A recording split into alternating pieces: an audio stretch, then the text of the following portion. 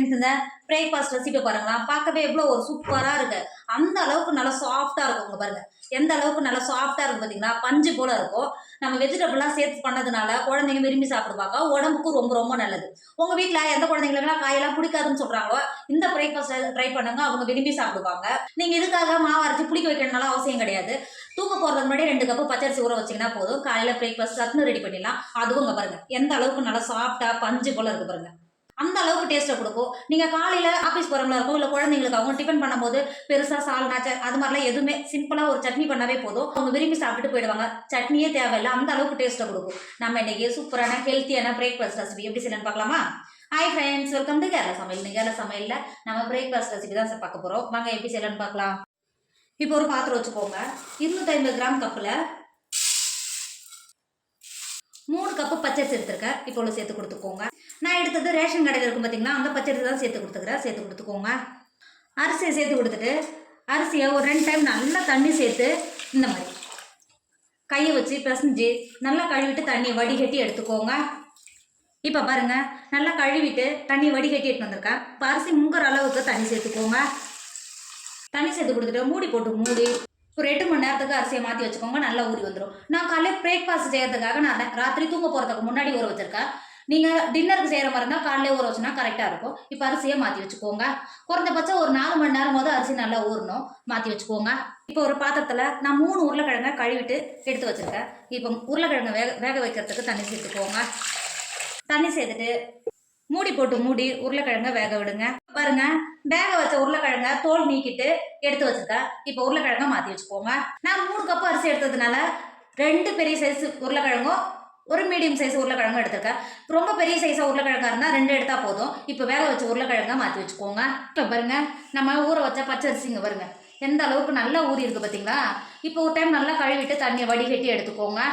இப்போ பாருங்க, அரிசியை நல்லா கழுவிட்டு தண்ணியை வடிகட்டி எடுத்துருக்கேன். இப்போ அரிசியை மாற்றி வச்சுக்கோங்க. இப்போ ஒரு மிக்சர் எடுத்துக்கோங்க. நம்ம கழுவி எடுத்து வச்சுருக்கோம்ல, அரிசியை மிக்சருக்கு மாற்றிக்கோங்க.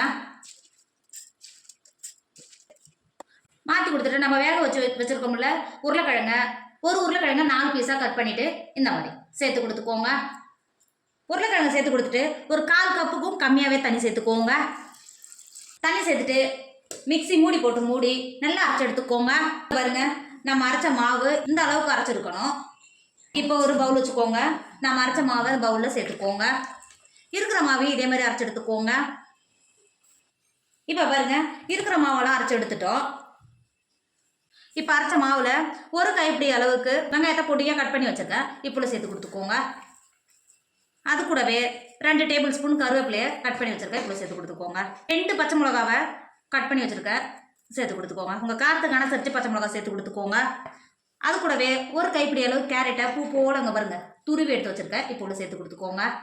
சேர்த்து கொடுத்துட்டு ஒரு டேபிள் ஸ்பூன் உப்பு சேர்த்துக்கோங்க. உங்கள் டேஸ்ட்டுக்கு அனுசரித்து உப்பு சேர்த்து கொடுத்துக்கோங்க.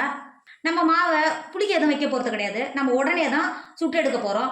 1/4 டேபிள் ஸ்பூன் பேக்கிங் சோடா சேர்த்துக்கோங்க.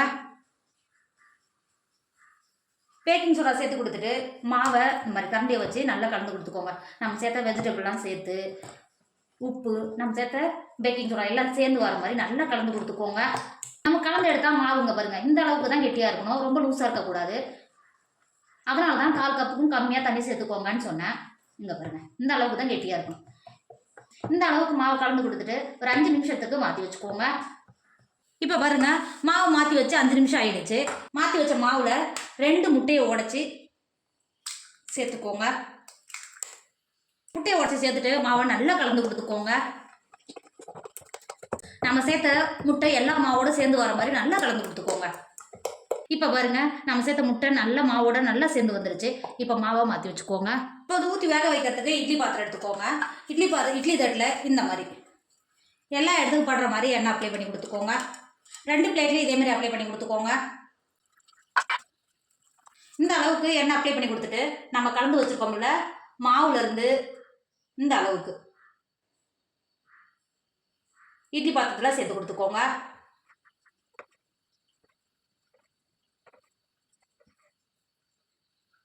இந்த அளவுக்கு சேர்த்து கொடுத்துட்டு நம்ம கட் பண்ணி வச்சுருக்கோம்ல கேரட்டு இந்த மாதிரி லைட்டாக சேர்த்து கொடுத்துக்கோங்க.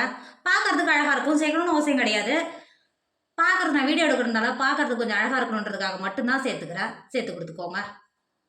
சேர்த்து கொடுத்துட்டு அது கூட நம்ம கட் பண்ணி வச்சுக்க வெங்காயமும் சேர்த்து கொடுத்துக்கோங்க. சேர்த்து கொடுத்துட்டு நம்ம கட் பண்ணி வச்சுக்கிற கருவேப்பிலை சேர்த்துக்கோங்க.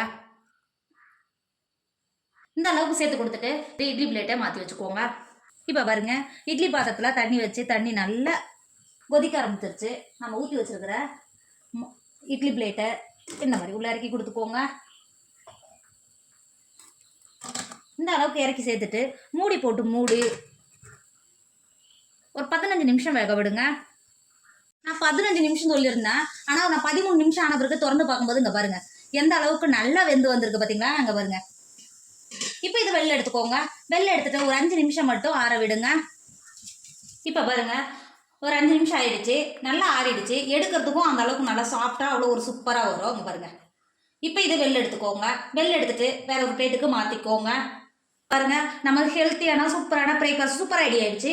இதோட டேஸ்ட் அந்த அளவுக்கு சூப்பராக இருக்கும், நல்லா சாஃப்டாக இருக்கும். இங்கே பாருங்க எந்த அளவுக்கு நல்லா சாஃப்டாக இருக்குது பார்த்தீங்களா. நம்ம முட்டை சேர்த்ததுனால முட்டையோட வாடையே இருக்காது. நம்ம வெஜிடபிளாக சேர்த்ததுனால நமக்கு ரொம்ப ரொம்ப நல்லது. நீங்கள் கண்டிப்பாக குழந்தைங்களுக்கு இது மாதிரி செஞ்சு கொடுங்க. குழந்தைங்க மட்டும் கிடையாது, பெரியவங்கள இருந்து எல்லாருமே விரும்பி சாப்பிடுவாங்க. டேஸ்ட் அந்த அளவுக்கு நல்லா சூப்பராக இருக்கும், நல்லா சாஃப்டாக இருக்கும். கண்டிப்பாக நீங்களும் ட்ரை பண்ணுங்க. என்னோட வீடியோ உங்களுக்கு பிடிச்சிருந்தா உங்கள் ஃப்ரெண்டு உங்கள் ஃபேமிலிக்கு ஷேர் பண்ணுங்க. மறக்காம கேரளா சமையலை சப்ஸ்கிரைப் பண்ணிக்கோங்க. தேங்க்யூ.